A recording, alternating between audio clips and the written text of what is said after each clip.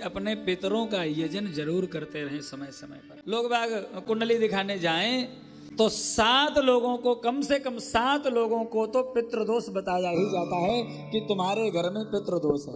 और है, ये बात सत्य है, प्रायः लोगों के घरों में पितृदोष है।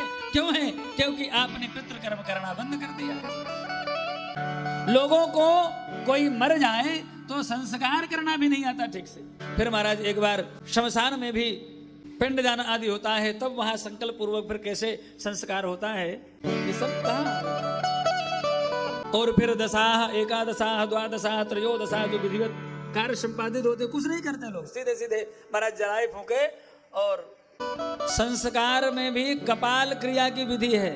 अब जहां पर करंट से जला दिया जाता है वहां कपाल क्रिया तो होती नहीं है, व्यवस्था ही नहीं है। वहां तो सीधे महाराज मशीन में गए और 2 मिनट में महाराज भस्म निकाल देते हैं। लो महाराज, जब चिता में संस्कार होता था तो जब थोड़ी सी जल जाते ना, थोड़ी सी कपाल जो है जल जाता, तो फिर बांस के द्वारा घी डाल करके कपाल क्रिया होती। और फिर कपाल क्रिया के बाद में उस जीव की महाराज अच्छी गति होती और वो पितृलोक को जाता है। और पितृलोक में जाकर के उसका आदर होता है, वहां पर निवास करता है। विधिवत ये सारे कार्य संपादित हो जाते हैं और त्रयोदशी हो जाती है, तब फिर वह मोक्ष को प्राप्त करता है, स्वर्ग आदि लोकों को, अपने कर्मानुसार लोकों को प्राप्त करता है। वैसे तो नित्य पितृ तर्पण की विधि है कि नित्य करना चाहिए।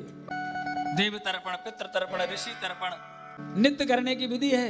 लेकिन भैया चलो नित्य नहीं कर सकते हो तो कम से कम साल भर में जो 15 दिन पितृपक्ष आता है उसमें तो कर लो। लोग उसमें भी करना बंद कर दिए। कुछ दिन करते हैं लोग जबरदस्ती, जैसे तैसे मन मार करके करना ही पड़ता है, नहीं तो लोग बात पड़े नाते रिश्तेदार ताने ना दे, इसलिए मजबूरी में लोग तर्पण करते हैं। और कुछ दिन करने के बाद में बोले चलो जल्दी से गया जी हुआओ, फिर तर्पण नहीं करना पड़ेगा। बोलो सही है?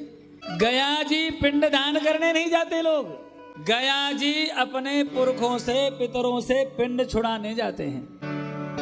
राम राम राम राम। कहीं भी किसी भी शास्त्र में ये नहीं लिखा है कि गया जी में पिंड दान करने के बाद में तर्पण बंद कर देना चाहिए, ऐसा कहीं नहीं लिखा है।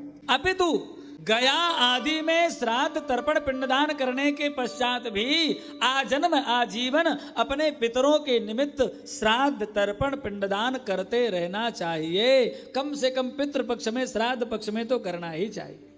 नहीं करते लोग, इसीलिए पितृदोष बना हुआ है।